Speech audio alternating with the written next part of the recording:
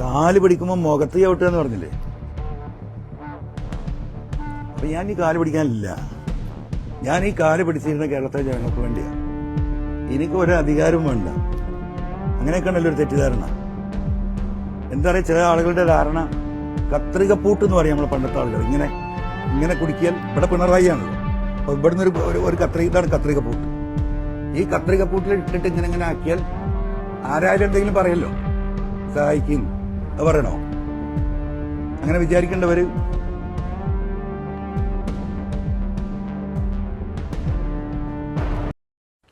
വലിയ ഒരു നരേഷൻ ഉണ്ടാക്കി ഡെവലപ്പാക്കി വരുന്നത് എന്താ വെച്ചാൽ, പി വി അൻവർ ഒരു അഹങ്കാരിയാണ്, പി വി അൻവർ ഒരു ധിക്കാരിയാണ്, പി വി അൻവർ കൊടയിൽ ഒതുങ്ങാത്ത വടിയാണ്.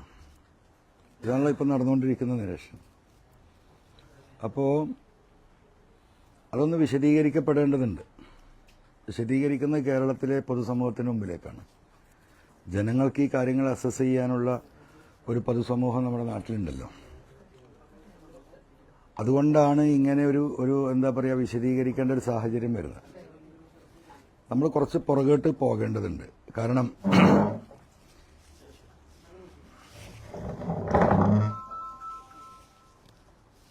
8-9 മാസം മുമ്പാണ് ഞാനുണ്ടായിരുന്ന ഒരു മുന്നണി സംവിധാനത്തിൽ നിന്ന് കേരളം നേരിടുന്ന വലിയ ചില പ്രതിസന്ധി, ജനങ്ങളുടെ ഇടയിലുള്ള ചില പ്രതിസന്ധികളും വരാനിരിക്കുന്ന ഗവൺമെന്റിലെ ADGP അജിത് കുമാർ അടക്കമുള്ള ഒരു വലിയ സംഘം, പോലീസിലെ ഒരു വിഭാഗം RSSുമായി കൂട്ടുചേർന്നുകൊണ്ട് കേരളത്തിൽ നടത്തിക്കൊണ്ടിരിക്കുന്ന ഒട്ടനവധി കാര്യങ്ങൾ, അതുമായി ബന്ധപ്പെട്ട വിഷയങ്ങൾ, ADGPയുടെയും അന്നത്തെ ജില്ലാ പോലീസ് സൂപ്രണ്ടായ സുജിത് ദാസിന്റെയും നേതൃത്വത്തിൽ എയർപോർട്ട് കേന്ദ്രീകരിച്ചുകൊണ്ട് നടക്കുന്ന കള്ളക്കടത്ത്, റിദാൻ ബാസിൽ കേസ്, കോഴിക്കോട് നഗരത്തിൽ നിന്ന് പച്ചാപ്പകൽ കാണാതായ മാമി, ഭരണരംഗത്തെ IAS, IFS, IRS തുടങ്ങിയ ലോബിയും കേന്ദ്ര RSS നേതൃത്വവുമായുള്ള ബന്ധം, ഇതായിരുന്നല്ലോ വിഷയം. ഇതെല്ലാം പറഞ്ഞുകൊണ്ടാണ്, പ്രതിഷേധിച്ചാണ് ഞാൻ LDFൽ നിന്ന് ഇറങ്ങി വരുന്നത്. ഒരു ഘട്ടത്തിൽ എന്നെ കള്ളക്കടത്തുകാരനായി ചിത്രീകരിക്കപ്പെടുന്ന ഒരവസ്ഥ പോലും ഉണ്ടായി. നിങ്ങൾക്കറിയാം, ബഹുമാനപ്പെട്ട മുഖ്യമന്ത്രിയെ ഈ കള്ളക്കടത്തിന് നേതൃത്വം നൽകിയിരുന്ന ADGP അജിത് കുമാർ തെറ്റിദ്ധരിപ്പിച്ച് ഈ കള്ളക്കടത്തുകാരുടെ പിന്നിൽ പി വി അൻവറാണ് എന്ന് അദ്ദേഹത്തെ ധരിപ്പിച്ചതിന് ശേഷം അദ്ദേഹം അങ്ങനെ ഒരു സ്റ്റേറ്റ്മെന്റ് നടത്തുകയുണ്ടായി. ഞാൻ വിശദീകരിക്കുന്നില്ല. അപ്പോൾ ഞാൻ നിന്നിരുന്ന പ്രസ്ഥാനത്തിൽ എന്നെ കള്ളനാക്കുന്ന ഒരു ഘട്ടം വരുമ്പോഴാണ് നിജസ്ഥിതി കേരളത്തിലെ ജനങ്ങളോട് പറയേണ്ട ബാധ്യത എനിക്ക് വന്നത്. അങ്ങനെയുള്ള കുറച്ച് കാര്യങ്ങളുണ്ട്. അങ്ങനെയാണ് ഞാൻ ആ ഒരു ഘട്ടത്തിൽ മാറി വരുന്നത്. മാറി വന്നതിന് ശേഷം കേരളത്തിലൊരു വലിയ വനനിയമ ഭേദഗതി ബില്ല് വന്നു. ഏറ്റവും കൂടുതൽ രൂക്ഷമായ പ്രശ്നങ്ങൾ, വന്യമൃഗ പ്രശ്നം കേരളത്തിൽ ഉള്ള ഒരു പ്രദേശം കൂടിയാണ് നിലമ്പൂർ. ആ ബില്ല് എന്ന് പറയുന്നത് വനനിയമ ഭേദഗതി ബില്ലായിരുന്നു. ആ ഭേദഗതി ബില്ല് എന്ന് പറയുന്നത്, ഇന്ന് ഫോറസ്റ്റ് ഉദ്യോഗസ്ഥന്മാർക്ക് ഒരാളെ അറസ്റ്റ് ചെയ്ത് പോലീസ് സ്റ്റേഷനിൽ ഹാജരാക്കാതെ നേരിട്ട് ഹാജരാക്കാൻ ഉള്ള അധികാരമില്ല. ആയുധങ്ങൾ ഉപയോഗിക്കാനുള്ള അധികാരമില്ല. ഒരു പോലീസ് ഫോഴ്സിന്റെ എല്ലാ ശേഷിയും സംസ്ഥാന ഫോറസ്റ്റ് ഉദ്യോഗസ്ഥർക്ക് നൽകിക്കൊണ്ടുള്ള അമെൻമെന്റ് ആയിരുന്നു അതിലൊരു പ്രധാന ഭാഗം. എന്ന് പറഞ്ഞാൽ ഇന്ന് ഈ മലയോര മേഖലയാകെ ജനങ്ങളും ഫോറസ്റ്റ് ഡിപ്പാർട്ട്മെന്റുമായിട്ട് എന്നും പ്രതിഷേധങ്ങളും പ്രശ്നങ്ങളും സമരങ്ങളുമാണ്. ഒരു മനുഷ്യനെ ആന ചവിട്ടി കൊന്നാൽ അതിന് പ്രതിഷേധിക്കുന്ന മനുഷ്യരെ വീട്ടിൽ പോയി അറസ്റ്റ് ചെയ്ത് മജിസ്ട്രേറ്റിന്റെ മുമ്പിൽ ഹാജരാക്കാതെ DFOയുടെ മുന്നിൽ ഹാജരാക്കി അദ്ദേഹത്തിന്റെ സ്റ്റേറ്റ്മെന്റ് റെക്കോർഡ് ചെയ്ത് നേരിട്ട് റിമാൻഡ് ചെയ്യാനുള്ള എന്താ പറയാ, കാർഡൻ നിയമമായിരുന്നത്. ആ നിയമത്തെ നമ്മൾ എതിർത്തു. ഇന്ന് നമ്മളെ കുടിവെള്ളം തരുന്നത് മുഴുവൻ പുഴകളാണ്. ആ പുഴകൾ ആരംഭിക്കുന്നത് ഒട്ടുമിക്കതും ഫോറസ്റ്റിൽ നിന്നാണ്. അപ്പോൾ ഫോറസ്റ്റിൽ നിന്ന് ആരംഭിക്കുന്ന പുഴയായതുകൊണ്ട് ആ പുഴ അറബിക്കടലിൽ എത്തുന്നത് വരെയുള്ള ആ വെള്ളത്തിന്റെ അവകാശം ഫോറസ്റ്റ് ഡിപ്പാർട്ട്മെന്റിന് കൈമാറുന്നതായിരുന്നു അതിലെ മറ്റൊരു വലിയ വിഷയം. അത് കൈമാറപ്പെട്ടാൽ നമുക്ക് ഇന്നിപ്പോ ഒരാൾക്കും ഒരു തുള്ളി കുടിവെള്ളം എടുക്കാൻ പോലും പുഴയിൽ നിന്ന് സാധിക്കില്ല. ഇവിടുത്തെ ഗ്രാമപഞ്ചായത്തുകളും മുനിസിപ്പാലിറ്റിയും പല സ്ഥലങ്ങളിലും കോർപ്പറേഷൻ ഉൾപ്പെടെ ഉപയോഗിക്കുന്ന വെള്ളം എന്ന് പറഞ്ഞാൽ പുഴകളിലെ വെള്ളമാണ്. അതിന്റെ മുകളിൽ റെസ്ട്രിക്ഷൻസ് വരും. അതിൽ നിന്ന് ഫോറസ്റ്റിന്റെ NOC വേണ്ടി വരും. എന്ന് പറഞ്ഞാൽ കുടിവെള്ളത്തിന് പോലും റേഷൻ കടയെ സമീപിക്കേണ്ട അവസ്ഥയിലേക്ക് കേരളം എത്തുന്ന അത്രയും ജനവിരുദ്ധമായിട്ടുണ്ടായിരുന്ന ഒരു ബില്ലായിരുന്നു. അതിന് നമ്മൾ ശക്തമായി എതിർത്തു. അതിനെ എതിർക്കുന്നതും ഇങ്ങനെ ഒരു ബില്ല് വരുന്നുണ്ട് എന്നും കേരളത്തിലെ ജനങ്ങളോട് അന്ന് ഞാനാണ് വിളിച്ചു പറയുന്നത്. ആ ബില്ല് പബ്ലിഷ് ചെയ്തില്ല, പത്രത്തിൽ പരസ്യം ചെയ്തില്ല, ജനങ്ങളോടുള്ള അതിനുള്ള പ്രതികരണം തേടിയില്ല. ഗസറ്റിൽ പബ്ലിഷ് ചെയ്തുകൊണ്ട് നിയമസഭ പോലും അറിയാതെ ഒളിച്ചു കടത്തിയ നിയമസഭയിൽ MLA-മാർ ഉച്ചഭക്ഷണം കഴിക്കുന്ന സമയത്ത് അത് പാസ്സാക്കിയെടുക്കാനുള്ള നിഗൂഢമായ നീക്കത്തെ അന്ന് ആ സമരത്തിലൂടെയാണ് ഞാൻ പൊളിക്കുന്നത്. ആ സമരത്തിന്റെ ഭാഗമായിട്ട് നിലമ്പൂരിൽ എത്തുമ്പോഴാണ് DFO ഓഫീസുമായി ബന്ധപ്പെട്ട മണി എന്ന് പറയുന്ന സഹോദരന്, ആദിവാസി സുഹൃത്ത്, അന്നേ ദിവസമാണ് നിലമ്പൂരിൽ ചവിട്ടിക്കൊല്ലുന്നത്. അങ്ങനെയാണ് നമ്മൾ ഫോറസ്റ്റ് ഓഫീസ് ഉപരോധിക്കുന്നത്. ആ ഫോറസ്റ്റ് ഓഫീസ് ഉപരോധിച്ച ആ സമരത്തിൽ അവിടെ ഒരു പ്ലാസ്റ്റിക് സ്റ്റൂളും ഒരു ഗ്ലാസും പൊട്ടിയത് 350-550 രൂപയുടെ നഷ്ടമാണ്. അതിന്റെ പേരിൽ വലിയ അക്രമിയായി എന്നെ സ്വീകരിച്ച് രാത്രി 12 മണിക്ക് പോലീസ് ഈ വീട്ടിൽ നിന്നും എന്നെ അറസ്റ്റ് കൊണ്ട് ഈ ജയിലിലടച്ച് നിങ്ങൾ കണ്ടതാണ്. നിങ്ങൾ കണ്ട വിഷയമാണ്. ജുഡീഷ്യറിയുടെ സത്യസന്ധതകൊണ്ടും അവർ ഈ കാര്യങ്ങൾ വിലയിരുത്തിയത് കൊണ്ടുമാണ് എനിക്ക് അന്ന് ജാമ്യം കിട്ടിയത്. അല്ലെങ്കിൽ മാസങ്ങൾ എന്നെ ജയിലിലിടാനുള്ള പ്ലാനായിരുന്നു. ഈ വിഷയങ്ങളൊക്കെ ഞാൻ ഒറ്റയ്ക്ക് നേരിടുകയാണ്, നിങ്ങൾ മനസ്സിലാക്കണം. അത് കഴിഞ്ഞു വന്നു. അതിന്റെ മുമ്പ് ചേലക്കര തെരഞ്ഞെടുപ്പ് നടന്നു, പാലക്കാട് തെരഞ്ഞെടുപ്പ് നടന്നു. ഞങ്ങൾ ആ വിട്ടു വന്ന സമയത്താണ്. അങ്ങനെ ഈ തെരഞ്ഞെടുപ്പിൽ UDF-ന് പിന്തുണ കൊടുക്കണമെന്ന് പറഞ്ഞു. ഞങ്ങൾ കൂടിയാലോചനകൾ നടത്തി. പാലക്കാട് നമുക്കറിയാം വലിയ വിഷയമായിരുന്നു. സെക്കൻഡായി നിന്നിരുന്ന BJP-യാണ്. BJP-യുടെ കടന്നുവരവ് തടയണമെന്നത് നിർബന്ധമാണ്. ആ നിലക്ക് UDF-ന്റെ ആ റിക്വസ്റ്റ് നമ്മൾ അംഗീകരിച്ചു. ബഹുമാനപ്പെട്ട പ്രതിപക്ഷ നേതാവുമായിട്ട് തന്നെയാണ് ഞാൻ സംസാരിച്ചത്. അങ്ങനെ സംസാരിക്കുകയും അവിടെ പ്രവർത്തന രംഗത്തുണ്ടായിരുന്ന വോട്ട് ചോദിച്ച സ്ഥാനാർത്ഥിയായി മുന്നോട്ട് പോയിക്കൊണ്ടിരുന്ന മിൻഹാജ്, ഞങ്ങളവിടെ വലിയൊരു ജില്ലാ സമ്മേളനം, നിയമസഭാ മണ്ഡലത്തിലൊരു സമ്മേളനം വിളിച്ചു ചേർത്ത് പ്രകടനമായി വന്ന് പാലക്കാട് സ്റ്റേഡിയത്തിന്റെ ആ സൈഡിലുള്ള ഞങ്ങളുടെ പൊതുസമ്മേളനത്തിൽ വെച്ച് മിൻഹാജിനെ ഞങ്ങൾ പിൻവലിക്കുകയും UDF-ന് നമ്മൾ പിന്തുണ കൊടുക്കുകയും ചെയ്തു. അവിടെ വലിയ വോട്ടിനെ അവിടെ വിജയിച്ചു. ഞാൻ ആ വോട്ടിന്റെ അവകാശത്തിലേക്കൊന്നും പോകുന്നില്ല. എനിക്ക് എൻ്റെ ഈ നാടിനെ പോലെ തന്നെ ബന്ധമുള്ള നാടാണ് പാലക്കാട്. അതെല്ലാവർക്കും അതുമായി ബന്ധപ്പെട്ടവർക്ക് അറിയുന്നതാണ്. അവിടെ മിൻഹാജ് എന്ന് പറയുന്ന സ്ഥാനാർത്ഥിയുടെ അവിടുത്തെ പശ്ചാത്തലവും റാവുത്തർ ഫാമിലിയായിരുന്നു. ആ മുനിസിപ്പാലിറ്റിയിലെ ഏറ്റവും കൂടുതൽ മുസ്ലിം കമ്മ്യൂണിറ്റിയിലെ കേരളത്തിൽ തന്നെ ഏറ്റവും കൂടുതലുള്ള റാവുത്തർ സമുദായം താമസിക്കുന്ന സ്ഥലമാണ്. 4000 എന്താ പറയാ കുടുംബ വോട്ട് ഈ റാവുത്തർ ഫാമിലികളുടെ വോട്ടുള്ള സ്ഥലമാണ്. നമ്മൾ പിൻവലിച്ചു കൊടുത്തു, പിന്തുണ കൊടുത്തു. ഒറ്റ കാര്യമുള്ളൂ ഞാൻ അന്ന് പറഞ്ഞിരുന്നത്, ഈ സ്ഥാനാർത്ഥിയെ പിൻവലിച്ചു കഴിഞ്ഞാൽ ആ UDF-ന്റെ ഉത്തരവാദിത്തപ്പെട്ട തെരഞ്ഞെടുപ്പ് പ്രചരണ കമ്മിറ്റിയിൽ അദ്ദേഹത്തിന് ഉൾപ്പെടുത്തണം. ഏറ്റതായിരുന്നു. മിൻഹാജിനെ ഉൾപ്പെടുത്തിയില്ല എന്ന് മാത്രമല്ല, അദ്ദേഹത്തോട് പിന്നെ ഈ പറയുന്ന ലീഡർഷിപ്പിൽ ഒരാൾ പോലും മാന്യമായിട്ടൊന്ന് വിളിച്ചൊരു താങ്ക്സ് പോലും പറഞ്ഞിട്ടില്ല. 2-3 ദിവസം കഴിഞ്ഞപ്പോൾ മിൻഹാജും അവിടുത്തെ നമ്മളെ പ്രവർത്തകരും വിളിച്ച് വലിയ വിഷമം പറഞ്ഞു. ഞാൻ പറഞ്ഞു, സാരമില്ല, നമ്മളൊരു നല്ല ഉദ്ദേശത്തിന് വേണ്ടിയിട്ടാണ്, നിങ്ങൾ മുന്നോട്ട് പോവുക, BJP അവിടെ അധികാരത്തിൽ വരാൻ പാടില്ല, മറ്റു കാര്യങ്ങൾ നമുക്ക് സെറ്റിൽ ചെയ്യാൻ കഴിയുമെന്ന് പറഞ്ഞു. അങ്ങനെ തെരഞ്ഞെടുപ്പ് മുന്നോട്ട് പോയി വലിയ വോട്ടിന് വിജയിക്കുകയാണ്. തെരഞ്ഞെടുപ്പ് ദിവസം പാലക്കാട് മുനിസിപ്പാലിറ്റിയിലെ ബൂത്തിലിരിക്കുന്ന UDF-ന്റെ പ്രവർത്തകർക്ക് മുഴുവൻ ബിരിയാണി വെച്ച് കൊണ്ടുപോയി കൊടുക്കുന്നത് ഈ പറയപ്പെടുന്ന സ്ഥാനാർത്ഥിയായിരുന്ന മിൻഹാജും പ്രവർത്തകരുമാണ്. അങ്ങനെ വോട്ടിംഗ് കഴിഞ്ഞു. ഞാൻ പറഞ്ഞു, റിസൾട്ട് വരുമ്പം നിങ്ങളെ വിളിച്ചവർ താങ്ക്സ് പറയും.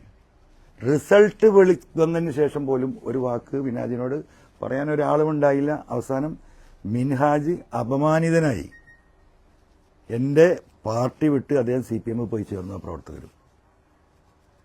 അതൊരു ഭാഗം. അത് കഴിഞ്ഞു വയനാട് പാർലമെന്റ് തെരഞ്ഞെടുപ്പ് വന്നു. നിരുപാധിക പിന്തുണ കൊടുത്തു നമ്മൾ. ഈ പാർലമെന്റ് മണ്ഡലത്തിൽ പ്രിയങ്ക ഗാന്ധിക്ക് വോട്ട് വർദ്ധിച്ചതിൽ ഏറ്റവും കൂടുതൽ വോട്ട് വർദ്ധിച്ചത് നിലമ്പൂർ മണ്ഡലത്തിലാണ്. ഇപ്പൊ UDF-ന്റെ സ്ഥാനാർത്ഥിയായ ഷൌക്കത്ത് തന്നെ പത്രസമ്മേളനത്തിൽ അതിനുശേഷം നടന്ന സമ്മേളനത്തിൽ PV അൻവറിൻ്റെയും പ്രവർത്തകരുടെയും സാന്നിധ്യം ഈ വോട്ട് വർധനക്ക് കാരണമായി എന്ന് പറഞ്ഞാണ്. അവിടെ നമ്മൾ പിന്തുണ കൊടുത്തു. നമ്മളൊരു ബാർഗിങ്ങിന് വേണ്ടി അവകാശവാദത്തിനും പോയിട്ടില്ല.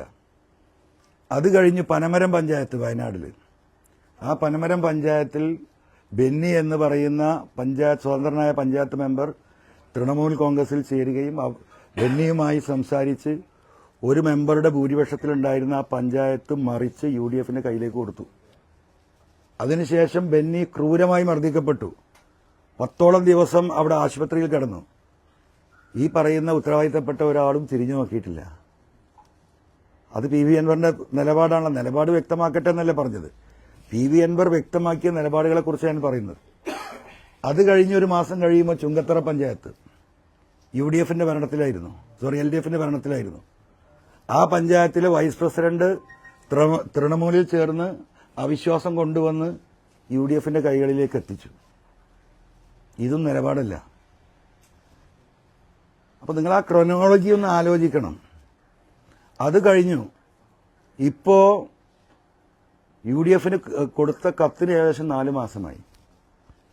UDFന്റെ ലീഡർഷിപ്പ് ഈ മാസം 2-ാം തീയതി കോഴിക്കോട് യോഗം ചേർന്ന് ഞാൻ കൊടുത്ത കത്തിനെ കുറിച്ച് ചർച്ച ചെയ്യുകയും ഞങ്ങളുടെ ആവശ്യം നമ്മളുമായി സഹകരിച്ച് പോകാൻ വേണ്ടി UDF നേതൃത്വം തീരുമാനിക്കുകയും ആ തീരുമാനിച്ച പ്രഖ്യാപനം ബഹുമാനപ്പെട്ട MM ഹസൻ അന്നത്തെ UDF കൺവീനർ എന്ന നിലക്ക് പത്രസമ്മേളനം വിളിച്ച് കോഴിക്കോട് പത്രക്കാരായ നിങ്ങളോട് പറയുകയും UDF ചെയർമാനായ VD സതീശന് ഈ കാര്യങ്ങൾ ഏൽപ്പിച്ചിട്ടുണ്ട്. 2 ദിവസം കൊണ്ട് PV അൻവറുമായി സംസാരിച്ച് ഈ ടേംസ് ആൻഡ് കണ്ടീഷൻസ് തീരുമാനിച്ച് ഞങ്ങൾ സഹകരിച്ച് മുന്നോട്ട് പോകാൻ അദ്ദേഹത്തെ ഏൽപ്പിച്ചിട്ടുണ്ട്. ഒരാഴ്ച കൊണ്ട് ഞങ്ങളത് പബ്ലിക്കായി അദ്ദേഹം അത് ഡിക്ലെയർ ചെയ്യുമെന്ന് പറഞ്ഞാണ്. അതിനുശേഷം ഒരു വിവരവുമില്ല, ഒരു കമ്മ്യൂണിക്കേഷനും ഇല്ല. പലതവണ അദ്ദേഹത്തെ ഫോണിൽ ബന്ധപ്പെടാൻ ശ്രമിച്ചിട്ട് എനിക്ക് കിട്ടിയിട്ടുണ്ടായിരുന്നില്ല. പിന്നെ ഈ മാസം 15-ാം തീയതി അദ്ദേഹത്തിൻ്റെയും എൻ്റെയും ഒരു കോമൺ സുഹൃത്തായ എറണാകുളത്തെ ഒരു സുഹൃത്ത് വഴി അദ്ദേഹത്തെ ബന്ധപ്പെടുകയും കഴിഞ്ഞ 15-ാം തീയതി അദ്ദേഹവുമായി ആ സുഹൃത്തിൻ്റെ വീട്ടിൽ വെച്ച് വിശദമായി കാര്യങ്ങൾ സംസാരിക്കുകയും കേരളത്തിലെ രാഷ്ട്രീയത്തെ എങ്ങനെ കൊണ്ടുപോകണമെന്ന ഞങ്ങളുടെ വ്യക്തമായ കാഴ്ചപ്പാടുകൾ 2026 ഈ ഗവൺമെന്റിനെ താഴെ ഇറക്കാൻ എടുക്കേണ്ട നിലപാടുകളും കാഴ്ചപ്പാടുകളും വിശദമായിട്ട് വളരെ ഫ്രീ ആയിട്ട് അദ്ദേഹവുമായി ചർച്ച ചെയ്യുകയും ഉച്ചഭക്ഷണം കഴിച്ച് അവിടുന്ന് പിരിയുന്ന സമയത്ത് ഈ 15-ാം തീയതി ആ സുഹൃത്തിന്റെ മുന്നിൽ വെച്ച് ബഹുമാനപ്പെട്ട പ്രതിപക്ഷ നേതാവ് നാളെ അല്ലെങ്കിൽ മറ്റന്നാൾ ഞാൻ ഇത് പത്രസമ്മേളനം വിളിച്ച് പറയും. ഞാൻ അദ്ദേഹത്തോട് പറഞ്ഞു, നിങ്ങൾ പത്രക്കുറിപ്പ് കൊടുത്താൽ മതി. അതല്ല, അത് ഞാൻ തന്നെ പറയണത് നല്ല രീതിയിൽ ആ കാര്യങ്ങൾ എക്സ്പ്ലെയിൻ ചെയ്യേണ്ടതുണ്ട്. അതുകൊണ്ട് ഞാൻ 2 ദിവസത്തിനുള്ളിൽ നാളെ അല്ലെങ്കിൽ മറ്റന്നാൾ എക്സ്പ്ലെയിൻ ചെയ്യുന്നു പറഞ്ഞു. പിന്നെ ഒരു വിവരമില്ല, എനിക്കൊരു വിവരം ഉണ്ടാവുന്നില്ല. ഞാൻ അതിനിടയിൽ അദ്ദേഹത്തെ കമ്മ്യൂണിക്കേറ്റ് ചെയ്യാൻ ശ്രമിക്കുന്നുണ്ട്. ഈ പറയുന്ന കോൺഗ്രസ് ലീഡർഷിപ്പുമായി ഞാൻ സംസാരിച്ചിട്ടുണ്ട്. ബഹുമാനപ്പെട്ട കുഞ്ഞാലിക്കുട്ടി സാഹിബാണ് ഈ വിഷയത്തിൽ ഞാനൊരു ഒറ്റയാൾ പോരാട്ടം നടത്തുമ്പോൾ നിങ്ങൾ ഒറ്റയ്ക്ക് പോരാടേണ്ട ആളല്ല, ഞങ്ങളൊക്കെ നിങ്ങളുടെ കൂടെയുണ്ട്, നമുക്ക് സഹകരിച്ച് പോകണം, വലിയ വിഷയങ്ങളാണ് നിങ്ങൾ ഉന്നയിച്ചിട്ടുള്ളത് എന്ന് പറഞ്ഞ് എന്നെ കണ്ട് സംസാരിക്കുകയും നിരന്തരമായി ഇത്തരം വിഷയങ്ങളിൽ ബന്ധപ്പെടുകയും ഈ UDF പ്രവേശനത്തിന് മുൻകൈ എടുക്കുകയും ചെയ്തത് ബഹുമാനപ്പെട്ട പാണക്കാട് തങ്ങളും കുഞ്ഞാലിക്കുട്ടി സാഹിബുമാണ് ഒരു ഭാഗത്ത്. അതിന്റെ ഭാഗമായിട്ടാണ് ഈ ഞാൻ മുൻ പറഞ്ഞ ചർച്ചകൾ മുഴുവൻ നടക്കുന്നത്. ആ കുഞ്ഞാലിക്കുട്ടി സാഹിബ് അടക്കം ഉൾപ്പെട്ട UDF യോഗത്തിലാണ് ഇങ്ങനെ ഒരു തീരുമാനം ഉണ്ടാവുന്നത്. പിന്നെ സ്ഥാനാർത്ഥിത്വവുമായി ബന്ധപ്പെട്ട വിഷയങ്ങളിൽ ഞാൻ എന്തിനാണ് രാജിവെച്ചത്? ഞാൻ രാജിവെച്ചതിലെ അന്നത്തെ പ്രധാന വിഷയം ഈ പറയുന്ന വനഭേദഗതി ബില്ലും അതോടൊപ്പം 2-3 കാര്യങ്ങൾ ഉയർത്തിയിട്ടാണ് ഞാൻ രാജിവെക്കുന്നത്. ജനങ്ങൾ നിലമ്പൂരിലെ പല വിഷയങ്ങളും തടസ്സപ്പെടുന്നു. ജനങ്ങൾ എന്തിനു വേണ്ടിയാണോ LDFന് വോട്ട് ചെയ്തത് ആ വിഷയങ്ങളിൽ ആ ഗവൺമെന്റിൽ നിന്ന് പല എതിരായ നടപടികളും ഉണ്ടാകുന്നു. 3-ാമത്തെ കാര്യം, വീണ്ടും LDF ഗവൺമെന്റ് തന്നെ അധികാരത്തിൽ വരാൻ പോകുന്നു. 3-ാമതും പിണറായി ഗവൺമെന്റ് വരുമെന്ന നരേഷൻ ഇവിടെ സൃഷ്ടിക്കപ്പെടാൻ ശ്രമിക്കുന്നു. അത് ശരിയല്ല. നിലമ്പൂരിലെ ഉപതെരഞ്ഞെടുപ്പിലൂടെ കേരളത്തിൽ LDF അല്ല അധികാരത്തിൽ വരാൻ പോകുന്നത്, UDF ആണ് അധികാരത്തിൽ വരാൻ പോകുന്നത് എന്ന ഒരു വോട്ടിംഗ് പാറ്റേണിലൂടെ കേരളത്തിലെ ജനങ്ങളെ ബോധ്യപ്പെടുത്താൻ, ഈ പിണറായി ഗവൺമെന്റിന്റെ അന്ത്യം കുറിക്കാൻ, അതിനല്ലേ ഞാൻ രാജിവെച്ചത്. ആ രാജിവെക്കുമ്പോൾ എന്താ വേണ്ടത്?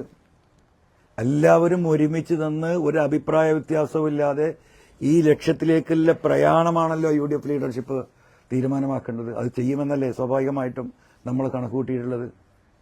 അതിനുതകുന്ന ഒരു സ്ഥാനാർത്ഥിയാവണ്ടേ? ഷൗക്കത്തുമായി വ്യക്തിപരമായ അഭിപ്രായ വ്യത്യാസങ്ങളുണ്ട്.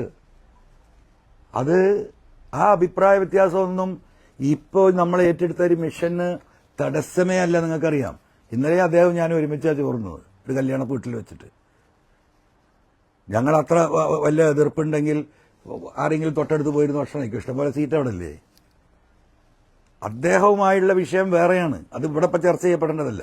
അത് ചർച്ച ചെയ്യപ്പെടേണ്ട ഘട്ടത്തിൽ അന്ന് നമുക്ക് ചർച്ച ചെയ്യാം. അത് ഇലക്ഷന് മുമ്പാവുമോ പിമ്പാവുമോ അത് ഉണ്ടാവുമോ എന്നൊക്കെ നമുക്ക് പിന്നെ നോക്കാം.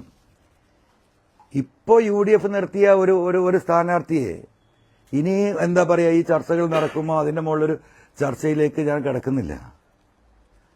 അവിടെ എന്റെ വിഷയം ഒരാൾക്കും എതിർപ്പില്ലാത്ത ആ സമൂഹത്തിൽ നിന്ന്, നിലമ്പൂരിലെ പൊതുസമൂഹത്തിൽ നിന്ന് എല്ലാവർക്കും വോട്ട് ചെയ്യാൻ പറ്റുന്ന ഒരു സ്ഥാനാർത്ഥിയാണ്. സ്ഥാനാർത്ഥിയുടെ കുഴപ്പം കൊണ്ടൊരു വോട്ട് പോകരുന്ന വോട്ടാർക്ക് ആരുമാകട്ടെ. ഞാൻ പറഞ്ഞു സ്ഥാനാർത്ഥിക്ക് ഒരു പ്രസക്തി ഇല്ല എന്ന് ഞാൻ പറഞ്ഞു 2-3 ദിവസം മുമ്പ്. നിങ്ങൾക്കറിയാം, അവിടെ ജനങ്ങളും ഈ പറയുന്ന LDF തമ്മിലെ പോരാട്ടാന്ന് പറഞ്ഞു. അപ്പോ ആ സ്ഥാനാർത്ഥിയുടെ ഒരു കുഴപ്പം കൊണ്ട്, അല്ലെങ്കിൽ അദ്ദേഹത്തിന്റെ എന്തെങ്കിലും പ്രയാസം കൊണ്ട് ഒരു വോട്ട് പോകരുതെന്ന് ഞാൻ ഉദ്ദേശിച്ചുള്ളൂ. ഇനിയിപ്പോൾ ഒരു വേറൊരു സ്ഥാനാർത്ഥിനെ തീരുമാനിക്കപ്പെടുമ്പോഴും ആ സ്ഥാനാർത്ഥിക്കും ചില പരിമിതികളൊക്കെ ഉണ്ടാവും. സ്വാഭാവികമാണ്, മനുഷ്യ സഹജമാണ്. അപ്പോൾ ഇപ്പോൾ എന്താ പറയുന്നത്, അൻവർ അധിക പ്രസംഗിയാണ്. ഞാൻ എവിടെയാണ് അധിക പ്രസംഗം നടത്തിയത്? സ്ഥാനാർത്ഥിയെ തീരുമാനിക്കപ്പെടുന്നത് വരെ എന്റെ ധാരണ എന്താ, പൊതുസമൂഹത്തിന്റെ ധാരണ എന്താ? UDFന്റെ സ്ഥാനാർത്ഥി ഉണ്ടാവും, മോശം ഉണ്ടാവില്ല. ഞാൻ വീട്ടിലേക്ക് കയറി വരുമ്പോൾ നിങ്ങൾ പുറത്ത് നിൽക്കുന്നുണ്ട്, നിങ്ങൾ ചോദിച്ചു ഷൗക്കത്തിനെ പ്രഖ്യാപിച്ചല്ലോ സ്ഥാനാർത്ഥിയായിട്ട്, എന്താ നിങ്ങളുടെ അഭിപ്രായം? എനിക്ക് വ്യക്തിപരമായ അഭിപ്രായ വ്യത്യാസമുണ്ട്, അത് ഞാൻ പറഞ്ഞു. അതെന്റെ വ്യക്തിപരമായ അഭിപ്രായ വ്യത്യാസം, അതില്ലാന്ന് എനിക്ക് പറയാൻ കഴിയില്ല. എനിക്ക് വളച്ച് പറയാനും തിരിച്ചു പറയാനും ഒന്നും സാധിക്കില്ല.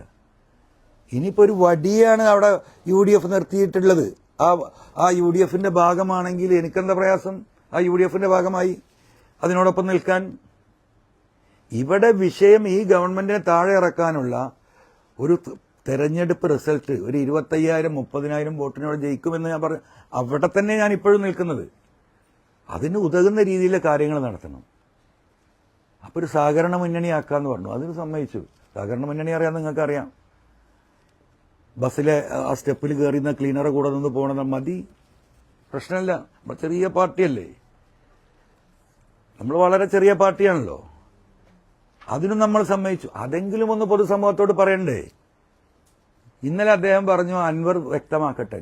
ഇത്രയും വ്യക്തമാക്കിയതാണല്ലോ, ഇനി എന്താ ഞാൻ വ്യക്തമാക്കേണ്ടത്? ഈ കഴിഞ്ഞ 3-4 മാസമായി ഒരു മനുഷ്യന്റെയും ഒരു പാർട്ടിയുടെയും എന്നെ വസ്ത്രാക്ഷേപം നടത്തിയിട്ട് എന്താ തെരുവിലേക്ക് വിട്ടിരിക്കുക അല്ലേ? ഇന്നലെ എന്താ ചെയ്തത്? വസ്ത്രാക്ഷേപം നടത്തി തെരുവിൽ വിട്ട് എന്റെ മുഖത്തേക്ക് ചളിവാരി എറിയണം. അത് കാണുന്നുണ്ടല്ലോ എല്ലാം. ഇന്നലെ അദ്ദേഹത്തിന്റെ തീരുമാനം എന്താ? എന്നെ ദയാവാദത്തിന് വിട്ടിരിക്കുകയാണ്. ദയാവാദം. എന്ത് തെറ്റാ ഞാൻ ചെയ്തത്? അതും കൂടെ ഒന്ന് വിശദീകരിക്കണ്ടേ? നിങ്ങൾക്കറിയോ, ഈ മലപ്പുറം ജില്ലയിൽ 1,86,000 ചെറുപ്പക്കാരും മിഡിൽ ഏജിലായിട്ടുള്ള ആളുകളും പാസ്പോർട്ട് എടുക്കാനും ഉള്ള പാസ്പോർട്ട് പുതുക്കാനും കഴിയാതിരിക്കുക. എന്താ അറിയോ? ഈ സുജിത്താസും അജിത് കുമാറും ഉണ്ടാക്കി പോയ കേസുകൾ, പെറ്റി കേസുകൾ, ബൈക്കിൽ 3 ആൾ പോയതിന്, ഹെൽമെറ്റ് ഇല്ലാത്തതിന്, വണ്ടി പാർക്ക് ചെയ്തതിന് 1,86,000 അത് ഞാൻ ചൂണ്ടിക്കാണിച്ചതാണോ ഞാൻ ചെയ്ത തെറ്റ്? ഈ മലയോര മേഖലയിലെ ഈ മനുഷ്യന്മാരനുഭവിക്കുന്ന പ്രശ്നം, ആ നിയമ ഭേദഗതി ബില്ല് അതിനെതിരെ എതിർത്ത് ജയിലിൽ പോയതാണോ ഞാൻ ചെയ്ത തെറ്റ്? അല്ല, വിശദീകരിക്കപ്പെടണം.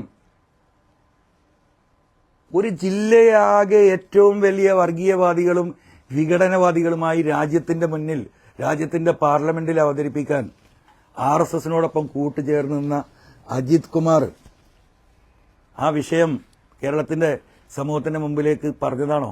ഞാൻ വിഷയം ഇതാണല്ലോ PV അൻവർ അധിക പ്രസംഗിയല്ലേ? ജനങ്ങൾക്ക് വേണ്ടി പറയുമ്പോൾ ഞാൻ അധിക പ്രസംഗിയാണ്. ജനങ്ങൾ ആലോചിക്കട്ടെ. ജനങ്ങളാണ് ഇതിൽ തീരുമാനം. ഞാൻ എന്ത് അധിക പ്രസംഗമാണെങ്കിൽ എനിക്ക് ഇനിയും അത് പറയേണ്ടി വരും. ജനങ്ങൾക്ക് വേണ്ടി ആണ് ഞാൻ സംസാരിച്ചത്. ഇപ്പോ ഒരു എന്താ പറയാ, നിയമസഭാ സാമാജികനാകാൻ വേണ്ടിയിട്ടുള്ള വെപ്രാളാണല്ലോ നമ്മൾ ഈ കണ്ടുകൊണ്ടിരിക്കണല്ലേ. ഉള്ളത് ഞാൻ എന്താ പറയാ സമൂഹത്തിന്റെ മുമ്പിലേക്ക് വലിച്ചെറിഞ്ഞു പോകുന്നതിനാ. അധികാരമുണ്ടെങ്കിൽ എനിക്ക് അവിടെ നിന്നാ മതിയല്ലോ. സുജിത് ദാസ് എന്ന് പറയുന്ന IPS ഓഫീസർ എന്റെ കാല് പിടിക്കുന്നത് നിങ്ങൾ കേട്ടതാണല്ലോ. സാറേ 30 കൊല്ലം എനിക്ക് ഇനിയും സർവീസ് ഉണ്ട്, സാറിന്റെ കൂടെ ഞാൻ ഉണ്ടാവും, സാറ് പറയണ എന്ത് ജോലി ഞാൻ ചെയ്യും, ദയവായി എന്നെ ഉപദ്രവിക്കരുത്, ആ മരക്കേസ് മരം പോയ നിങ്ങൾ കൊടുത്ത പരാതി ദയവായി ഒന്ന് പിൻവലിക്കണം. അല്ലേ? എന്തെല്ലാം ഇട്ടെറിഞ്ഞു ഞാൻ. എന്റെ ജീവന് വല്ല സംരക്ഷണമുണ്ടോ? ഞാൻ സർവശക്തനായ ദൈവത്തില് എന്താ പറയാ അർപ്പിച്ച് നടക്കുന്നവനായതുകൊണ്ടാണ് ഞാൻ ഈ ഭൂമി കൂടെ എപ്പോഴും നടക്കുന്നത്. 4 ഗവൺമെന്റ്മാരുണ്ടായിരുന്നു, പിൻവലിച്ചില്ലേ? വീടിന് സംരക്ഷണം ഉണ്ടായിരുന്നു, പിൻവലിച്ചില്ലേ? എന്തെല്ലാം ഞാൻ നേരിടുന്നുണ്ട്. 3-4 സ്റ്റാഫിന് സർക്കാർ ശമ്പളം കൊടുക്കുന്നുണ്ടായിരുന്നു. എല്ലാം പോയില്ലേ? എന്തിനേറെ പറയുന്ന എന്റെ പാർക്ക് വിഷയം നിങ്ങൾക്കറിയാം. അത് 5-6 കൊല്ലം കേസ് കൂടി, സുപ്രീം കോടതി നടക്കം കേസ് കൂടി ജിയോളജിക്കൽ സർവേ ഓഫ് ഇന്ത്യയിലെ ഏറ്റവും വലിയ അതോറിറ്റിയാണ് ഭൂമി സംബന്ധമായി പറയേണ്ടത്. ആ ജിയോളജിക്കൽ സർവേ ഓഫ് ഇന്ത്യ ഇവിടെ വന്ന് സർവേ നടത്തി ഇതിനൊരു കുഴപ്പമില്ല എന്ന് പറഞ്ഞ് കേരളത്തിലെ ഡിസാസ്റ്റർ മാനേജ്മെന്റിന് റിപ്പോർട്ട് കൊടുത്തിട്ട് ആ റിപ്പോർട്ടിന്റെ അടിയിൽ ആ പാർക്ക് പ്രവർത്തിക്കാൻ ഫംഗ്ഷൻ ചെയ്യാൻ ഡിസാസ്റ്റർ മാനേജ്മെന്റിന്റെ മന്ത്രി കൂടിയാണ് ബഹുമാനപ്പെട്ട മുഖ്യമന്ത്രി. അദ്ദേഹത്തിന്റെ ഒരു സിഗ്നേച്ചർ മതി. ആ ഫയൽ മേശപ്പുറത്ത് കിടക്കുമ്പോഴാണ് ഈ പ്രശ്നങ്ങൾ ഉണ്ടാക്കണം. എനിക്കെന്താ 4 ദിവസം മാറിക്കൂടെ ഇരുന്നോ? 4 ദിവസം കഴിഞ്ഞിട്ട് എനിക്ക് പറഞ്ഞാൽ മതിയായിരുന്നല്ലോ, ആ ഒപ്പിട്ട് വാങ്ങിയിട്ട്. ഇനി എന്താ നഷ്ടപ്പെടാൻ ബാക്കി? ഈ കാര്യങ്ങൾ മുഴുവൻ നമ്മൾ സഹിക്കുകയാണ്. 28 കേസുണ്ട് PV അൻവറിന്റെ പേരിൽ. അറിയുള്ളത് എങ്ങനെ 28 കേസുണ്ടായത്? ഈ ഗവൺമെന്റിനെതിരെ പറഞ്ഞ് ഇറങ്ങിയതിന് ശേഷം ഈ പറയുന്ന ആർക്കെങ്കിലും ഒരു കേസുണ്ടോ? ഒറ്റ കേസ്. P ശശി കൊടുത്ത തലശ്ശേരിയിലെ കേസ് വിചാരണ ആരംഭിച്ചു. കഴിഞ്ഞ 17-ാം തീയതി എനിക്ക് പോകാൻ പറ്റിയിട്ടില്ല, ലീവ് കൊടുത്തിരിക്കുകയാണ്. അപ്പോ ഇതെല്ലാം അനുഭവിച്ച് നിൽക്കുകയാണ്. അപ്പൊ ഇപ്പോഴും ഞാൻ നയം വ്യക്തമാക്കിയിട്ടില്ല, മനസ്സിലായില്ലേ? കാല് പിടിക്കുമ്പോൾ മുഖത്ത് ചവിട്ടുക എന്ന് പറഞ്ഞില്ലേ? അപ്പൊ ഞാൻ ഈ കാല് പിടിക്കാനില്ല. ഞാൻ ഈ കാല് പിടിച്ചിരുന്ന കേരളത്തിലെ ജനങ്ങൾക്ക് വേണ്ടിയാ. എനിക്ക് ഒരു അധികാരവും വേണ്ട. അങ്ങനെയൊക്കെ ഉണ്ടല്ലോ ഒരു തെറ്റിദ്ധാരണ. എന്താ പറയുക, ചില ആളുകളുടെ ധാരണ കത്രികപ്പൂട്ട് എന്ന് പറയും നമ്മൾ പണ്ടത്തെ ആളുകൾ. ഇങ്ങനെ കുടിക്കിയാൽ, ഇവിടെ പിണറായി ആണല്ലോ, അപ്പൊ ഇവിടുന്ന് ഒരു ഇതാണ് കത്രികപ്പൂട്ട്. ഈ കത്രികപ്പൂട്ടിൽ ഇട്ടിട്ട് ഇങ്ങനെ ആക്കിയാൽ ആരായാലും എന്തെങ്കിലും പറയല്ലോ, സഹായിക്കും. അത് പറയണോ? അങ്ങനെ വിചാരിക്കേണ്ടവര് PV അൻവർ ഈ മനുഷ്യനെ ഞാൻ ഭൂമിയിൽ ഇരിക്കാനാ ഉദ്ദേശിക്കുന്നത്. ഉയർന്ന പീഠത്തിൽ ഇരിക്കാൻ ആഗ്രഹമുള്ളവരുണ്ടാവും. ആ പീഠത്തിന് ചവിട്ട് കൊടുത്ത് ഇറങ്ങിപ്പോന്നവനാ ഞാൻ, അല്ലേ? നിലമ്പൂരിലെ ജനങ്ങൾക്കറിയാലോ, നിലമ്പൂരിലെ ജനങ്ങൾക്കറിയല്ലോ, കേരളത്തിലെ ജനങ്ങൾക്കറിയാലോ. ഞാൻ ഈ പറയുന്ന ആശയത്തിന്റെ പിന്നിൽ ലക്ഷക്കണക്കിന് ആളുകളുണ്ട്. അവരെ നിങ്ങൾ കാണൂല. അവരെ പോളിംഗ് ബൂത്തിൽ എത്തുമ്പോഴേ കാണുള്ളൂ. അവർ പ്രാർത്ഥനയിൽ അവർക്ക് മിണ്ടാൻ കഴിയില്ല. കാരണം അവർ ആശ്രിതരാണ്. ജീവിതത്തിന്റെ രണ്ടാം അറ്റം മുട്ടിക്കാൻ പ്രയാസപ്പെടുന്ന പാവപ്പെട്ട മനുഷ്യരാണ്. അതിലെല്ലാ ജാതിയും എല്ലാ മതവും എല്ലാ രാഷ്ട്രീയക്കാരും ഉണ്ട്. അവരുടെ പ്രാർത്ഥനയും എന്താ പറയാ അവരുടെ മാനസിക സപ്പോർട്ടാണ് മുന്നോട്ട് പോകുന്നത്. ഈ ഗവൺമെന്റിനെതിരെ വസ്തുനിഷ്ഠമായിട്ട് ഇത്രയും കാര്യങ്ങൾ ജനങ്ങളുടെ മുന്നിൽ ബോധ്യപ്പെടുത്താൻ ആർക്കാ സാധിച്ചിട്ടുള്ളത്? നിങ്ങൾക്കൊന്ന് സത്യസന്ധമായി ആലോചിച്ചേക്ക്. ഇവിടെ ഇപ്പൊ ഇന്ന് ചർച്ച ചെയ്യപ്പെടുന്ന പിണറായി സമടക്കം മിനിഞ്ഞാന്ന് ഞാൻ പത്രസമ്മേളനം നടത്തിയല്ലോ. നാഷണൽ ഹൈവേ കേരളത്തിൽ ഇന്ത്യയിലെ ചരിത്രത്തിൽ ആദ്യമായിട്ട് നാഷണൽ ഹൈവേക്ക് പൈസ കൊടുത്തത് ഞങ്ങളൊരു ഗവൺമെന്റായി എന്ന് പറഞ്ഞാണ് നിരന്തരമായി ഇവിടെ വാദം നടത്തി പ്രചരണം നടത്തിക്കൊണ്ടിരിക്കുന്നത്. മിനിയാന്ന് ആ കടലാസ് ഞാൻ തരുമ്പോഴല്ലേ കേരളത്തിലെ ഇന്ത്യയിലെ 13 സംസ്ഥാനങ്ങൾ 50%, 100% കൊടുത്തു തരണം. ഈ പറയുന്ന ഉത്തരവാദിത്തപ്പെട്ടവരൊക്കെ ഒരു കടലാസേറ്റ് വന്ന ജനങ്ങളെ ബോധ്യപ്പെടുത്താൻ ഈ സർക്കാരിന്റെ മോശപ്പെട്ട എല്ലാ പ്രവർത്തികളും എന്ത് മോശപ്പെട്ടത് എന്താണെന്നൊന്ന് പറയണ്ടേ? ഇവിടെ പ്രോഗ്രസ് റിപ്പോർട്ട് ഇറക്കി, ആരാ കൗണ്ടർ ചെയ്തത്? എന്തെല്ലാം കൗണ്ടർ ചെയ്യാൻ അതിലുണ്ട്? ഇതിനൊന്നും ആർക്കും സമയമില്ല. എല്ലാ തീരുമാനത്തിന്റെ അടിസ്ഥാനം വേറെയാണ്. ഞാൻ ഇപ്പൊ പറയുന്നില്ല, പറയേണ്ട ഘട്ടം വരും.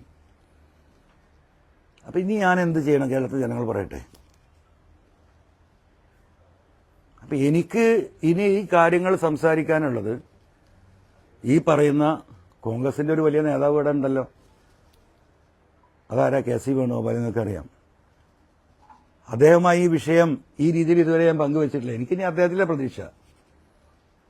അദ്ദേഹമാണല്ലോ ഇന്ത്യയിൽ മുഴുവൻ ഓടി നടന്ന് കോൺഗ്രസ് തന്നെ ഈ പാർലമെന്റ് തെരഞ്ഞെടുപ്പോട് കൂടി അവസാനിക്കുമെന്ന കോൺഗ്രസിനെ 40 സീറ്റിൽ നിന്ന് 200 സീറ്റിലേക്ക് എത്തിക്കാൻ സാധിച്ചത്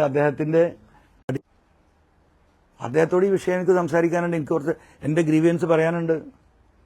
മുസ്ലിം ലീഗ് ലീഡർഷിപ്പിന് ഇനി ഒന്നും എന്താ പറയാ, അവർക്ക് ഇത് പുറത്ത് ബോധ്യപ്പെടുത്തില്ല. അവർ പറയേണ്ടതൊക്കെ അവർ പറഞ്ഞു കഴിഞ്ഞാൽ അവരെന്താ പറയാ, ബഹുമാനപ്പെട്ട പ്രതിപക്ഷ നേതാവ് അദ്ദേഹത്തിന് കഴിയുന്നത്ര ഓടുന്നുണ്ട്, അദ്ദേഹം പ്രവർത്തിക്കുന്നുണ്ട്. ഇതെല്ലാം കൂടെ ഒരു ഇതിനൊരു ഐക്യപ്പെടണ്ടേ? എത്ര പാർട്ടിയുണ്ട് UDF-ൽ ഘടകകക്ഷികളെന്ന് ആലോചിച്ച് നോക്കൂ. ഫോർവേഡ് ബ്ലോക്ക് ഞാൻ പറയണ്ടല്ലോ.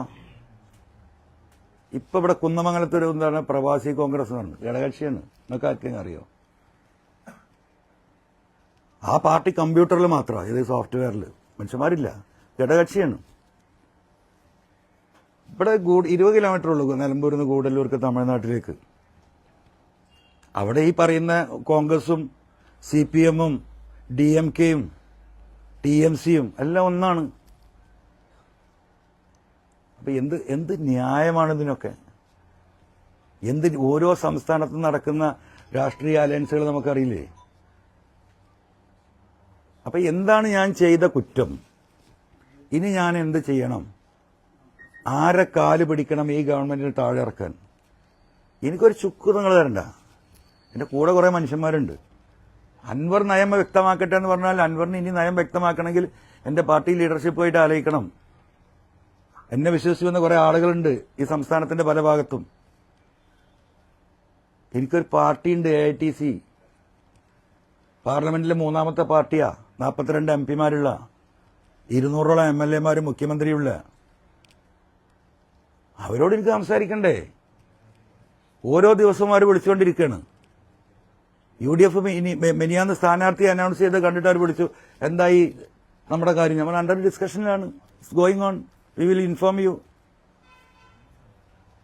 അപ്പോൾ അവർ പറഞ്ഞത് നിങ്ങൾ നാണം കെട്ട ഒരു തീരുമാനത്തിന് പോകണ്ട,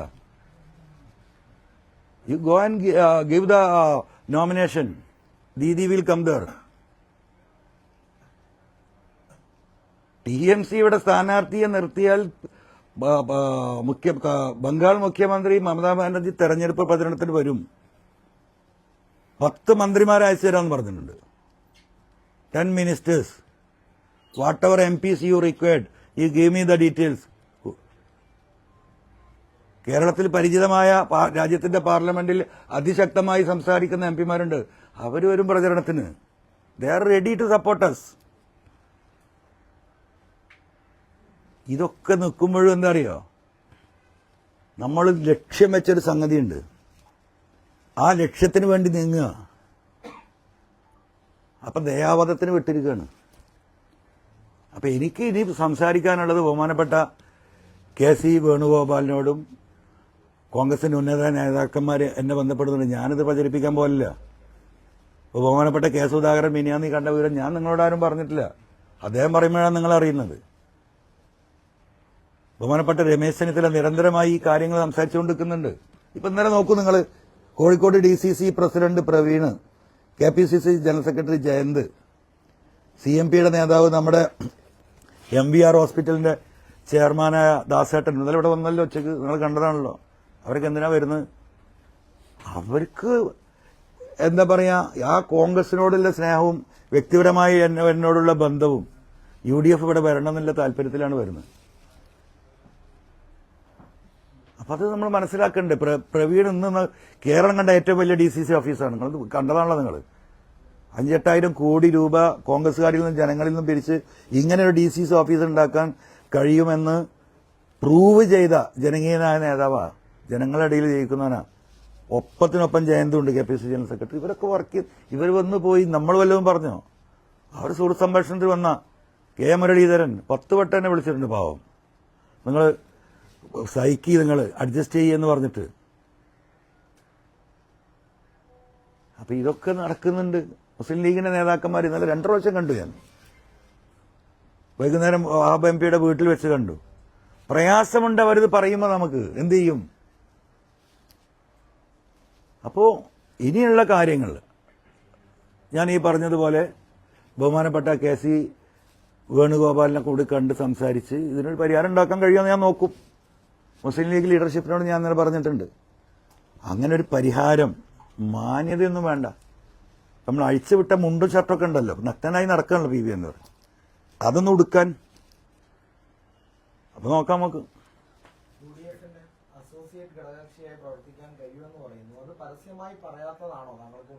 അതല്ലേ ഈ കാര്യമൊക്കെ പറഞ്ഞില്ലേ എന്റെ പൊന്നരുണെ, കത്തടക്കം കൊടുത്തില്ലേ? നീ എന്താ നിലപാട് വ്യക്തമാക്കാൻ എന്താ ബാക്കി? ഞാൻ മലയാളമല്ല ഇപ്പൊ ഈ പറഞ്ഞത്. ഏത് മുന്നണിയില്?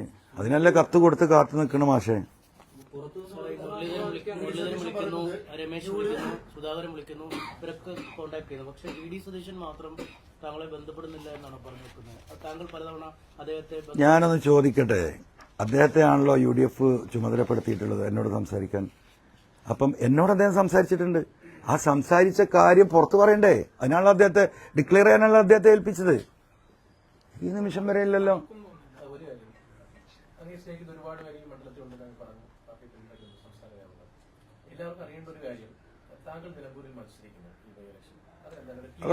അതൊക്കെ 2 ദിവസം കഴിഞ്ഞിട്ടേ പറയാൻ പറ്റുള്ളൂ. ഞങ്ങളുടെ നാളെ സ്റ്റേറ്റ് എക്സിക്യൂട്ടീവ് ഉണ്ട്, മറ്റന്നാൾ സ്റ്റേറ്റ് കമ്മിറ്റി ഉണ്ട്. അതിലെ തീരുമാനം, അതിന്റെ മുമ്പ് ഈ പറയുന്ന കേസുമായി ബന്ധപ്പെടാൻ ഞാൻ പരിശ്രമിക്കുന്നുണ്ട്. കേസിൽ പ്രതീക്ഷ ഉണ്ട്. കേസിൽ പ്രതീക്ഷ ഇല്ലാതിരിക്കുന്നത് എങ്ങനെയാ? ഈ ഇന്ത്യയിലെ മുഴുവൻ പാർട്ടി വിഷയങ്ങൾ മുഴുവൻ സെറ്റിൽ ചെയ്ത് കോൺഗ്രസിനൊരു മുഖം ഉണ്ടാക്കി കൊടുത്തു അദ്ദേഹം, അല്ലേ? അദ്ദേഹത്തിന് നല്ല ലീഡർഷിപ്പ് ക്വാളിറ്റി ഉണ്ടല്ലോ. അദ്ദേഹത്തിന് പ്രതീക്ഷയുണ്ട്, അദ്ദേഹമായിട്ട് സംസാരിക്കും.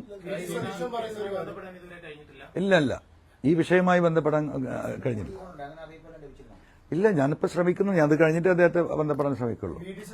അദ്ദേഹത്തെ ബന്ധപ്പെടാൻ എനിക്കൊരു പ്രയാസമില്ല. ഇപ്പൊ ഈ പറയുന്നത് പോലെ രമേശ് ചെന്നിത്തല യൂത്ത് കോൺഗ്രസിന്റെ സംസ്ഥാന പ്രസിഡന്റ് ആകുമ്പോഴാണ് ഞാൻ സംസ്ഥാന ജില്ലാ വൈസ് പ്രസിഡന്റ് ആവുന്നത്. KCയുടെ കൂടെ 5 വർഷം ഞാൻ യൂത്ത് കോൺഗ്രസിന്റെ മലപ്പുറം ജില്ലാ വൈസ് പ്രസിഡന്റ് ആയിട്ടുണ്ട്. അന്ന് അദ്ദേഹം സ്റ്റേറ്റ് പ്രസിഡന്റാ. അദ്ദേഹം KSU സ്റ്റേറ്റ് പ്രസിഡന്റ് ആകുന്ന സമയത്ത് KSU എന്താ പറയുക, മമ്പാട് കോളേജുമായി ബന്ധപ്പെട്ട് അദ്ദേഹത്തോട് നിൽക്കുന്നുണ്ട്. അദ്ദേഹത്തിന് നല്ല, ഇവരോടൊക്കെ ഉള്ള നല്ല സൗഹൃദം ഉള്ള വ്യക്തി തന്നെയാണ് ഞാൻ.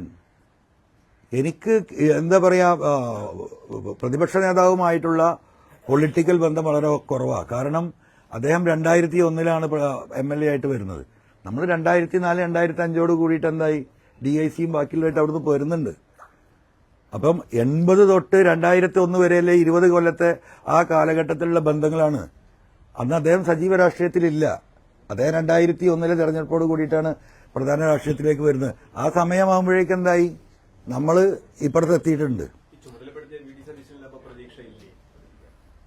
അല്ല, അതിനി UDF തീരുമാനിക്കട്ടെ, നമുക്ക് നോക്കാം.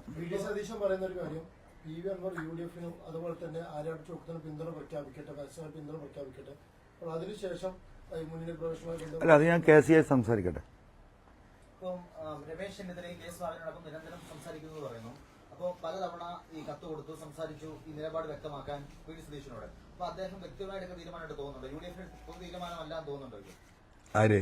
VD സതീശൻ ഇപ്പൊ പറയുന്നത്. അല്ല, അതിനെ പറ്റിയൊന്നും ഞാൻ പറയാനില്ല. എനിക്ക് ഇനി ബഹുമാനപ്പെട്ട KCയെ കണ്ടതിന് ശേഷമേ അതിനെക്കുറിച്ച് ഞാൻ കമന്റ് ചെയ്യുള്ളൂ. അല്ല, മത്സരിക്കാൻ നോമിനേഷൻ കൊടുക്കാൻ 2-ാം തീയതി വരെ സമയമുണ്ടല്ലോ. ദേശീയ കോൺഗ്രസ് നേതൃത്വം പറയുന്നത് തൃണമൂൽ ദേശീയ തരത്തിലുള്ള പ്രശ്നങ്ങളാണ് ഇവിടെ ഘടകകക്ഷിയാക്കുന്നതിനുള്ള ബുദ്ധിമുട്ട് എന്നാണ്. ആ ഒരു സാഹചര്യം ഇങ്ങനെ നിൽക്കുമ്പോൾ പിന്നെ ഇതെങ്ങനെ പരിഹരിക്കാൻ പറ്റും? അത് കേസായിട്ട് സംസാരിക്കാമല്ലോ. അതാണല്ലോ ഇപ്പൊ ഞാൻ പറഞ്ഞത്. ഇപ്പൊ ഈ ഫോർവേഡ് ബ്ലോക്ക് അടക്കം പല സംഘടനകളും അപ്പുറത്ത് നിൽക്കുന്നൊക്കെ ഇവിടെ ഒരുമിച്ചുണ്ടല്ലോ, അല്ലേ? എന്താണ് ഒരു പ്രവാസി കോൺഗ്രസ് അടക്കം. അപ്പൊ അതിലും താഴെയാണോ പി വി അൻവർ? അതാണല്ലോ അതിന്റെ അടിസ്ഥാനം. മാർക്കറ്റിൽ കൂട്ടാനേ പറ്റാത്ത ചൊറിയും ചിരങ്ങും പിടിച്ചൊരുത്തനല്ലേ ഇതിന്, അല്ലേ? അതാണല്ലോ. ആയിക്കോട്ടെ, അങ്ങനെയാണോ ഞാൻ എന്ന് എനിക്ക് കേസിനോടൊന്ന് ചോദിക്കണ്ടേ?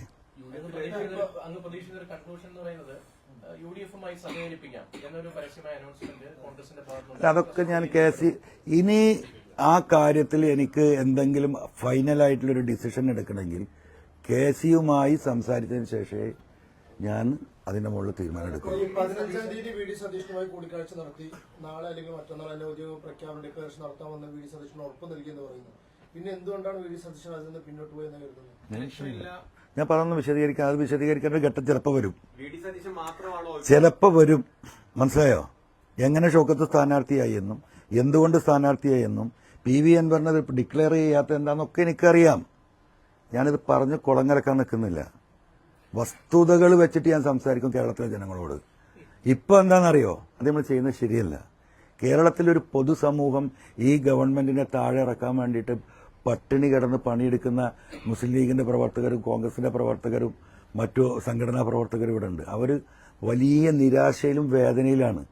അവരുടെ നെഞ്ചത്ത് ചവിട്ടാൻ ഞാൻ ഇപ്പില്ല.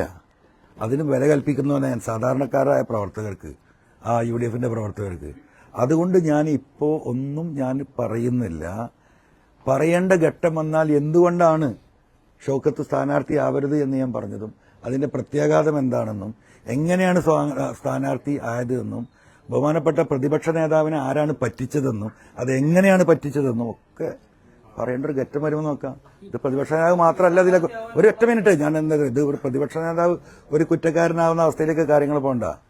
അദ്ദേഹം ഇതിൽ പൂർണ്ണമായും കുറ്റക്കാരനാണെന്നുള്ള അഭിപ്രായം എനിക്കില്ല. അദ്ദേഹത്തെ ഈ കുഴിയിൽ കൊണ്ടുപോയി ചാടിച്ച 1-2 ആളുകളുണ്ട്. മനസ്സിലായില്ലേ? അത് ചർച്ച ചെയ്യപ്പെടേണ്ട ഒരു മേഖല വരുമ്പോൾ ഞാൻ നിലമ്പൂരിലെ ജനങ്ങളോട് പറയുന്നു, നിലമ്പൂരിലെ ജനങ്ങൾക്ക് എന്നെ വേണ്ടെങ്കിൽ വേണ്ട, ഈ സാധുക്കൾക്ക് വേണ്ടി, ഈ മനുഷ്യർക്ക് വേണ്ടി, ഈ സമൂഹത്തിന് വേണ്ടിയിട്ട്, ഈ സമുദായത്തിന് വേണ്ടി സംസാരിച്ചിട്ടാണല്ലോ ഈ കോലത്തിൽ ഞാനായത്. ആ ജനങ്ങളോടാണ് എനിക്ക് ഇനിയും സംസാരിക്കാനുള്ളത്. അങ്ങനെ ഒരു ഘട്ടം വരുമ്പം പറയും. അത് ജനങ്ങൾ തീരുമാനിച്ചോട്ടെ.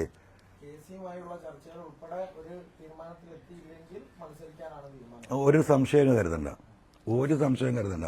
TMCയുടെ സ്ഥാനാർത്ഥി ഉണ്ടാവും, മത്സരിക്കും. മമതാ ബാനർജി വരും, അവരുടെ മന്ത്രിമാർ വരും, അവരുടെ MP-മാർ വരും. പൊളിറ്റിക്സ് പച്ചയായിട്ട് നമ്മൾ പറയും, ജനങ്ങളുമായി സംവദിക്കും. ഒരു തർക്കവും കാര്യത്തിലില്ല. അല്ല, UDF-ൽ എടുത്തില്ലെങ്കിൽ മാത്രമല്ല, KC-യുമായി സംസാരിച്ചതിന് ശേഷം ബഹുമാനപ്പെട്ട KC എന്ത് തീരുമാനമെടുക്കുന്നു, ഞങ്ങളോട് നീതി പുലർത്തുകയാണെങ്കിൽ, അതല്ല ചൊറി പിടിച്ച അൻവറിനെ വേണ്ട എന്നാണ് അവരുടെ തീരുമാനമെങ്കിൽ ഞാൻ ജനങ്ങളിലേക്ക് ഇറങ്ങും, ജനങ്ങളോട് പറയും. പൊന്നാര മാഷേ, ഇതല്ലേ ഈ പറയുന്നത്? നിങ്ങൾ ഈ പറഞ്ഞെന്നെ പറയിക്കല്ലേ? കേസിനെ കണ്ടിട്ടത് പറയുന്നില്ലേ? തന്നിരുന്നു. നിങ്ങൾ ആരെയും സ്ഥാനാർത്ഥിയാക്കി നിങ്ങളുടെ നിലപാടിൽ ഉറച്ചു നിൽക്കല്ലേ? പബ്ലിക്കിന്റെ ഇടയിൽ ഞങ്ങൾക്ക്, കോൺഗ്രസിന്റെ ഇടയിൽ ഞങ്ങൾക്ക് പ്രശ്നമുണ്ട്. നിങ്ങൾ ഡിക്റ്റേറ്റ് ചെയ്ത പോലെയായി. ഞാൻ ഒരിക്കലും അങ്ങനെ ഉദ്ദേശിച്ചല്ല, പക്ഷെ അങ്ങനെ ആയിപ്പോയി. അങ്ങനെയാണല്ലോ ഇപ്പം ഇന്നത്തെ നമ്മളെ സോഷ്യൽ മീഡിയയും സംവിധാനങ്ങളും. അതുകൊണ്ടാണ് ഞാൻ ആവർത്തിച്ച് ഞാൻ പറഞ്ഞുകൊണ്ട് ആരെ തീരുമാനിച്ചാലും ഞാൻ പിന്തുണക്കുമെന്ന്. പക്ഷേ കോൺഗ്രസ് നേതാക്കളിൽ പലരും തന്നെ പറയുന്നത്, ഈ യോഗത്തിലൊക്കെ പറഞ്ഞതും ഔട്ട്സ്പോക്കൺ ആണ് ഈ PV അൻവർ. അല്ല, ഔട്ട്സ്പോക്കണിന്റെ കാര്യം ഇപ്പം വിശദീകരിച്ചല്ലോ, അല്ലെ? I M an outspoken person, I M speaking for the public. അതാണല്ലോ പ്രശ്നം. ജനങ്ങൾക്ക് വേണ്ടി സംസാരിക്കുന്ന ആളാണ് എന്റെ പ്രശ്നം. അപ്പൊ ഞാൻ ഔട്ട്സ്പോക്കൺ ആണെന്നുള്ളൊരു നരേഷൻ ആരാ ഉണ്ടാക്കി വെക്കുന്നത്? നമ്മൾ ഈ പറയുന്ന ഗവൺമെന്റിനെതിരെ പറയാൻ പാടില്ല, ചില കാര്യങ്ങൾ മിണ്ടാൻ പാടില്ല. ജനങ്ങൾ എന്ത് സഹിച്ചാലും ഒരു അഡ്ജസ്റ്റ്മെന്റ് രാഷ്ട്രീയം അതെനിക്ക് സാധിക്കുന്നില്ല. അതാണ് എന്റെ പ്രശ്നം. Yes, I M A outspoken person. പക്ഷെ അത് മുന്നണിക്കുള്ളിൽ ഒതുങ്ങും. പണ്ട് PC ജോർജിന്റെ ഒക്കെ അനുഭവം UDF-നുള്ളതാണ്. PC ജോർജ് അത് വിട് നിങ്ങൾ. PC ജോർജ് ഞാൻ എന്താ കുറെ കാലമായി നിങ്ങൾ PC ജോർജ് അവര് ഞാനിട്ട് എന്താ ബന്ധം? അല്ലെ, എന്താ ബന്ധം നിങ്ങൾ പറ. ഞാൻ സംസാരിക്കുന്ന ജനങ്ങൾക്ക് വേണ്ടിയിട്ടാ. PC ജോർജ് സംസാരിക്കുന്ന അവന്റെ കാര്യ. അല്ല, അതൊക്കെ ഇപ്പൊ ഇങ്ങനെ പറയാൻ പറ്റുമോ നിങ്ങളോട്? ഇനി വേറെ ക്വസ്റ്റ്യൻസ് ഉണ്ടെങ്കിൽ നിർത്തുന്നു. ഞാൻ ഒറ്റ കാര്യം ഞാൻ കൺക്ലൂഡ് ചെയ്യാണ്. ബഹുമാനപ്പെട്ട KC വേണുഗോപാലിൽ ഞാൻ പ്രതീക്ഷ അർപ്പിക്കുന്നു. UDFന്റെ ഘടകകക്ഷി നേതാക്കളിൽ ഞാൻ പ്രതീക്ഷ അർപ്പിക്കുന്നു. കോൺഗ്രസിന്റെ മുതിർന്ന നേതാക്കളിൽ ഞാൻ പ്രതീക്ഷ അർപ്പിക്കുന്നു. ആ UDF സംവിധാനത്തിന്റെ ലീഡർഷിപ്പിൽ ഞാൻ പ്രതീക്ഷ അർപ്പിക്കുന്നു. ആ കാര്യങ്ങൾ ഞാൻ ബഹുമാനപ്പെട്ട KC യും ബഹുമാനപ്പെട്ട തങ്ങൾ സ്ഥലത്തില്ല, ബഹുമാനപ്പെട്ട കുഞ്ഞാടി സാഹിബ്